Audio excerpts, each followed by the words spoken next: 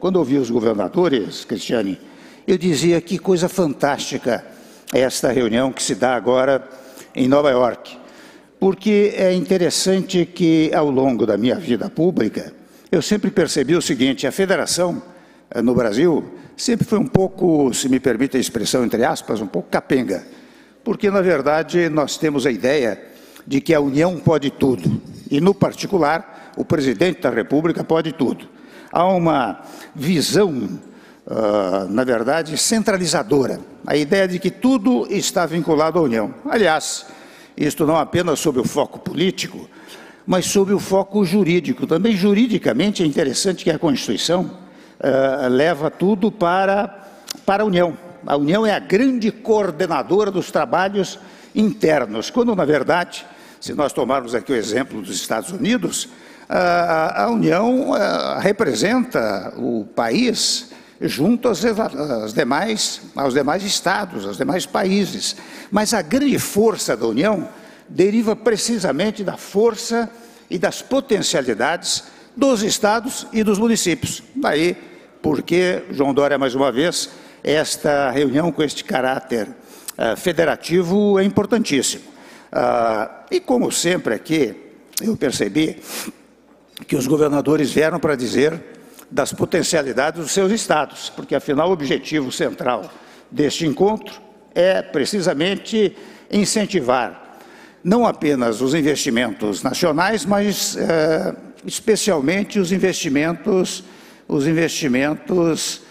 internacionais no nosso país. Então, volto a dizer, para que a União seja forte, é necessário que estados e municípios sejam poderosos. Daí é que a União se fortalece. E eu até vou lembrar apenas um episódio do meu governo, não quero que isto sirva de insinuação para que os governadores e prefeitos também pleiteiem. Mas no meu governo, eu me recordo que num dado momento, chamando os membros da área econômica, eu disse: olha, um dos grandes problemas da Federação Brasileira é o débito bastante elevado que os estados têm com a União Federal. Portanto, nós devemos estabelecer uma fórmula pela qual nós venhamos a prestigiar os estados brasileiros, evitando que eles paguem a parcela da sua dívida durante 6 meses. E isso se deu, meus amigos e minhas amigas, no mês de junho, de um dos anos que eu fui presidente, né? E ele disse: olha, os próximos 6 meses nós não vamos cobrar a dívida da União, aliás, o crédito da União e a dívida dos estados. Com isto, os estados conseguiram auferir recursos que antes eram entregues à União. E sobremais, quando dizíamos nós restabelecermos a cobrança, vamos restabelecer parceladamente, ou seja, no mês de janeiro 5,25, no mês de fevereiro 10,50, depois 15,75, etc. Qual é a ideia? A ideia era exatamente fortalecer a federação e, no particular, pela preliminar que levantei, fortalecer a figura da União. Uma União forte, volto a dizer, deriva precisamente de estados e municípios também poderosos. Daí, no particular, a questão da reforma tributária. É interessante a reforma tributária, eu até tomo a liberdade de falar em simplificação tributária, porque o grande problema, pelo menos da minha experiência, João Dória, ao longo do tempo, quando encontrava investidores, era a preocupação com a área trabalhista e com a burocracia tributária. Aliás, quando o governador Zema disse que tem 500 páginas, não é 800, depois 500 páginas de regulação de natureza tributária, só no estado de Minas Gerais. Imagine os senhores e as senhoras o que ocorre na União Federal e em todos os estados brasileiros. Então, se me permite, Arthur Lira e Aguinaldo, eu tomo a liberdade de sugerir que vocês trabalhem muito pela ideia da simplificação, da desburocratização tributária. É claro, penso eu, que ninguém imaginará que, num dado momento, a reforma trará a redução da carga tributária. Eu diria que é quase impossível, quase impossível. Mas a simplificação já é uma grande coisa. Até, digo eu, quando o que nos levou a fazer, por exemplo, a reforma trabalhista, foi a harmonia entre empregado e empregador, porque no Brasil nós temos a mania, lamento dizer, mas eleitoreira, de jogar o empregado contra o empregador e o empregador contra o empregado, quando na verdade são as duas grandes forças produtivas do país, e por isso elas devem estar em profunda e permanente harmonia. E a reforma trabalhista teve precisamente este objetivo, não é? De igual maneira, digo eu, a questão da simplificação tributária. Se nós desburocratizarmos por meio desta reforma, e mais do que nunca, eu verifico que sob o comando do Arthur Lira e do Pacheco no Senado, e com esta relatoria extraordinária do nosso Aguinaldo, nos projetos todos do Baleia, aqueles projetos do Senado Federal, e de igual maneira as formatações feitas pelo governo federal, eu acho que hoje, mais do que nunca, nós podemos atingi-la.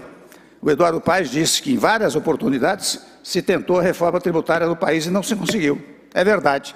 Mas é interessante, eu verifico, e vocês verificam igualmente, Isaac, que ao longo do tempo, certos temas vão sendo tratados, mas eles vão amadurecendo de uma tal maneira que num dado momento o fato determinado, e o fato é reforma tributária, ele vai sendo valorizado de uma tal maneira que ele se converte em norma.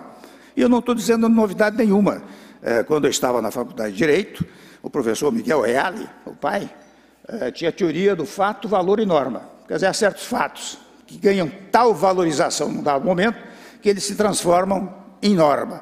E é precisamente o que eu percebo neste momento. O fato, reforma tributária, se quiserem, desburocratização tributária, ganhou tal significação ao longo do tempo que acho que mais do que nunca o Arthur Lira pode, como presidente da Câmara, e o Pacheco, como presidente do Senado, serem os autores definitivos da reformatação tributária no nosso país.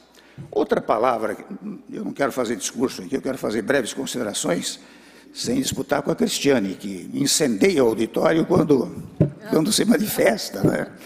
Mas eu quero dizer também, interessante, uma coisa que me chama muito a atenção no nosso sistema, é o seguinte, nós temos, por exemplo, situação e oposição. Eu não estou vendo o tempo aqui para me dimensionar. Ali atrás. Ah, está aqui. Faltam 1h40. Sim, muito rapidamente. O senhor tem prorrogação. De 1 minuto. Muito obrigado. Mas muito rapidamente, é interessante aqui no Brasil, a oposição é fundamental para o chamado Estado Democrático de Direito. Se você não tiver oposição, você não tem uma parte da área política criticando, porque a crítica da oposição é fundamental para você comandar o Estado brasileiro. Isto na União, nos estados e nos municípios. Este é o significado jurídico de oposição.